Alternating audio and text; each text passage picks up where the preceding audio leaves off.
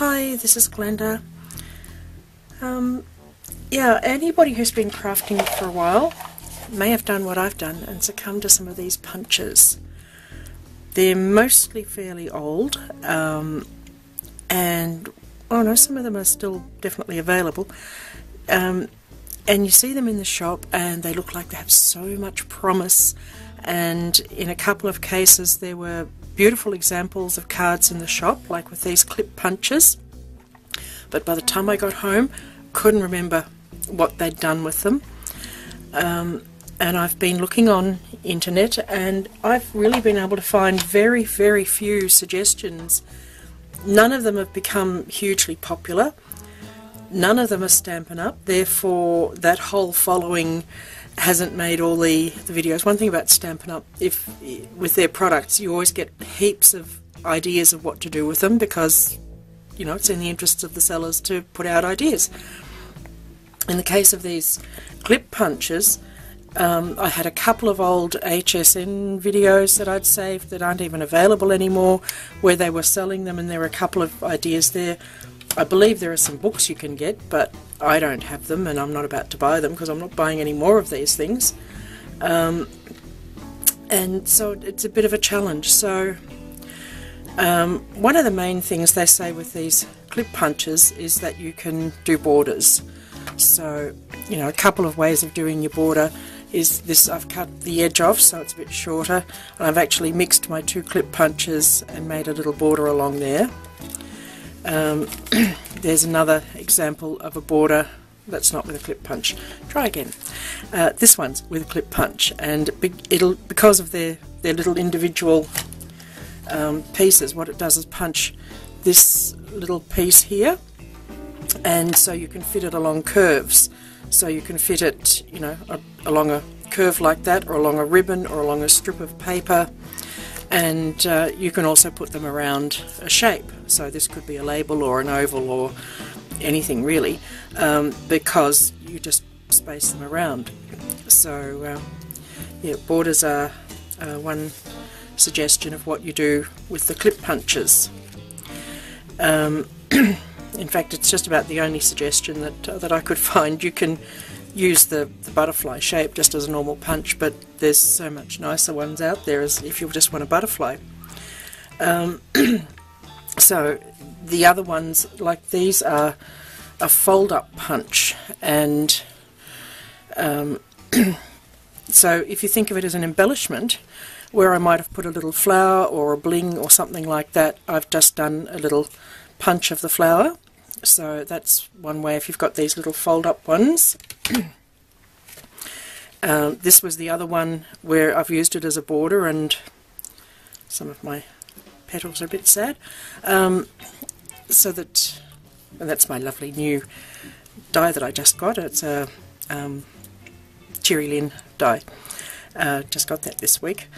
And so anyway, that's something else to do with the fold-up ones. So then this one is a fold back one, and the only thing I found on that was once again a little promotional video from the company selling them, but this is one of their ideas, and I really like that. It's got dimension because it's, you know, half the flower, half the leaf is raised, so that made a nice border. That'd be good on a scrapbook page or something too. Then this little one simply does a punch out, so you make a feature of it by then punching a circle, so you get multiples, because on their own they're so small and uninspiring. And I mean, that's a similar idea to what I did with this one, which was the leaf, the pop-up one again, and once again circles, but this time they're through the card.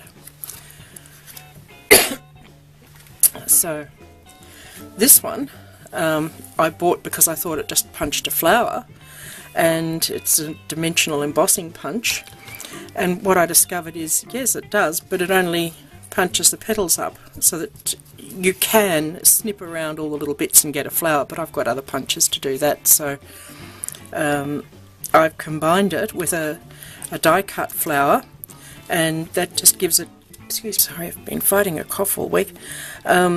This just gives it a different kind of dimension because I've mixed my flowers. I've put a little petal inside my punch-up ones. So that's just a different way of using that sort.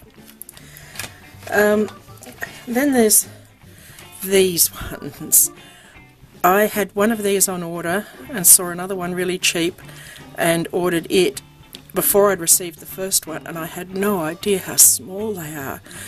They are the most ridiculous little punch, in my opinion. Very challenging. So what I've done with each of these, because I had a bigger teddy, I've given him the little teddy. So this is the little punch out. So, you know, perhaps you can work them in as part of something else, and in this case I put the owl in the tree. So yeah, I really struggle with those. I think I saw some people do rows of the owls, but yeah. This one my husband bought. I don't know why, because he particularly liked it, but anyway, I've never really come to grips with what to do with it. The only video I found punched out these pieces and then made different animals with it, but it's really designed to be used as a negative. It doesn't lend itself well to using the punched out bits, so I've got a row of 3 of the punch outs. That was just a corner punch done on the rectangles, so that makes a bit of a statement like that, but I think I would always struggle as to what to do with this punch. Yes, it's cute, but it on its own, it's so small. That's the issue I have with these, that they are so tiny. You can think of them as inchies, and you could punch them all out of inchies and do anything that you would do with the inchies,